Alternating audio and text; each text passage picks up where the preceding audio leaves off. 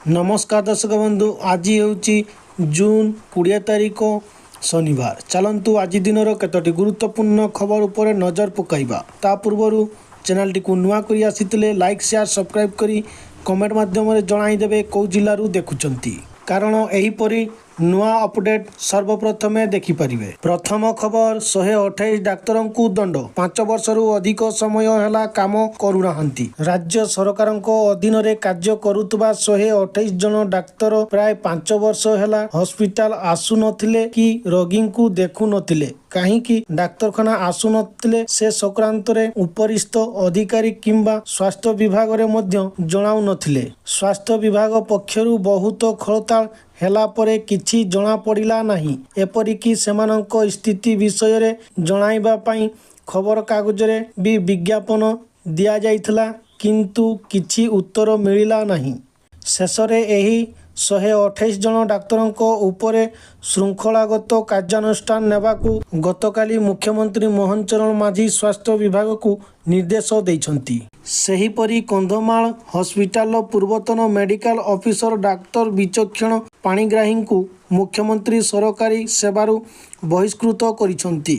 Doctor Panigrahi 2012 परठारू अनधिकृत भावे अनुपस्थित रहिछंती। विभाग पक्षरु तांकु विभिन्न समय रे अनुपस्थितिर कारण दर्शाइबा एवं कार्य रे जोग देबा पई निर्देश दिया जाइथिले मध्य से तार अनुपालन करि नथिले कि कोनोसी उत्तर देइ नथिले। रोगी सेवा रे तांकर एही अनाग्रह जोगु तांकु कार्यरु अंतर करा जाइछि। परवर्ती खबर कोलोरा पतरिया बाघ चमड़ा कारोबार पछरे बड़ राकेट। गंजाम जिल्लार जोरडा थाना अंचल रे कोरोला पतरिया बाघ चमड़ा चोरा चालाण एवं संरक्षित वन्यजंतु शिकार सह जड़ित एक संगठित अपराधिक नेटवर्क सूत्र मिलिबा परे एहार तदंत को क्राइम ब्रांच रो विशेष वाइल्ड लाइफ क्राइम सेल को हस्तांतर करिबा पई ब्रह्मपुर एसपी डॉक्टर सरवणा विवेक एम सुपारिश करिसंती। एने से सीआईडी क्राइम ब्रांच डीजी को एक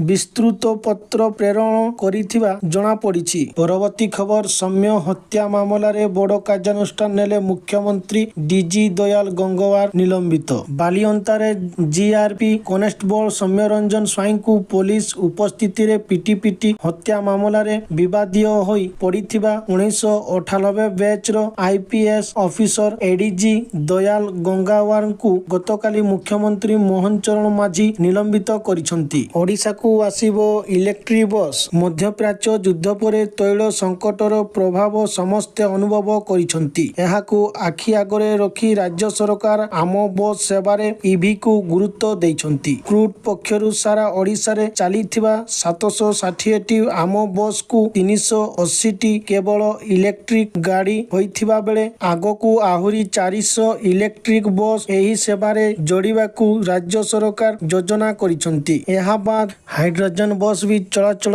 योजना करा जाउछि। परवर्ती खबर भोजी बाहाना रे घरु डाकी नै युवकों को निस्तुक माड़। भरतपुर थाना अंचल रे जड़े युवकों को भोजी बाहाना रे घरु डाकी नै बलपूर्वक टंका मागी मुंड जमीन रखिबा और उल्लंघन करी माड़ मारिबा नै थाना रे अभियोग होइछि। ए नै भरतपुर थाना पुलिस एक मामला रुजु करी तदंत आरंभ करिछि। घटना रे संपृक्त 3 जन अभियुक्तों को धरिबा लागि पुलिस विभिन्न स्थान रे चढ़ाऊ आरंभ करिछि। परवर्ती खबर आय बहिर्भूत संपत्ति ठूल अभियोग रे कोटपाड़ ब्लॉक सहकारी कार्यनिर्वाही जंत्री सत्यनारायण सेठीଙ୍କ घरे विजिलेंस चढ़ाऊ। स्वतंत्र विचारपति विजिलेंस जयपुर द्वारा जारी करा जाइतबा सर्च वारंट बल ओडिशा विजिलेंस द्वारा 7 जन डीएसपी 9 जन इंस्पेक्टर 11 जन एएसआई एवं अन्यान्य सहायक कर्मचारी नेतृत्व रे कोरापुट खोर्धा एवं केन्द्रापड़ा जिल्ला रे तांको निम्नलिखित स्थान गुड़िक एककालीन चढ़ाऊ करा जाउछि। परवर्ती खबर सारा राज्य को वर्षा पाई सतर्क सूचना। सारा राज्य को वर्षा पाई सतर्क सूचना जारी करा जाइछि। आज राज्यर 9टी जिला को ऑरेंज वार्निंग जारी करा जाइछि। घड़घड़ी सह प्रबल वर्षा नहीं पाणीपाग विभाग पक्षरु ऑरेंज वार्निंग जारी करा जाइछि। से जिला गुड़िक हैला बालेश्वर, भद्रक, सुंदरगढ़, केन्दुझर, मयूरभंज, रायगड़ा, कोरापुट, मालकानगिरी ମାଲକାନଗିରି ଗଜପତି ଏହି ଜିଲ୍ଲାଗୁଡ଼ିକୁ ଅରେଞ୍ଜ ୱାର୍ଣ୍ଣିଂ ଜାରି କରାଯାଇଛି। ଦିନରେ ପ୍ରବଳ ଗରମ ସହ ଗୁଳୁଗୁଳି, ସନ୍ଧ୍ୟା ହେଲେ ଆସୁଛି କଳାହାଣ୍ଡିଆ ମେଘ।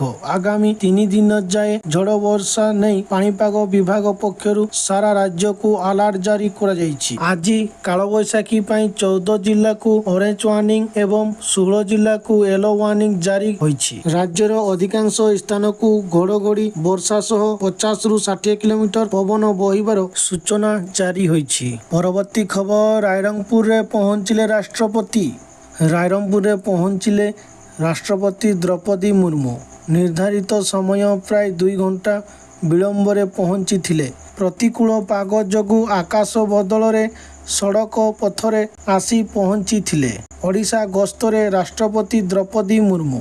ରାଷ୍ଟ୍ରପତି ପଶ୍ଚିମବଙ୍ଗ କୋଲାଇକୁଣ୍ଡାରେ ପହଞ୍ଚି ସେଠାରୁ ସଡ଼କ ପଥରେ ରାଇରଙ୍ଗପୁର ଆସିଲେ। ରାଷ୍ଟ୍ରପତି ବାଙ୍ଗିରିପୋଷି ବିଷେଇ ହୋଇ ସଡ଼କ ପଥରେ ରାଇରଙ୍ଗପୁରରେ ପହଞ୍ଚିଥିଲେ। ଅପରାହ୍ନ 3ଟା 45 ରାଇରଙ୍ଗପୁର ଦାଣ୍ଡ ବସ୍ ଏୟାର ଷ୍ଟ୍ରିପ୍ରେ ପହଞ୍ଚିବାର ଥିଲା। ମାତ୍ର ପାଗ ଖରାପ ଯୋଗୁଁ ଆକାଶ ମାର୍ଗ ଛାଡ଼ି ସଡ଼କ ମାର୍ଗରେ ଆସିଲେ।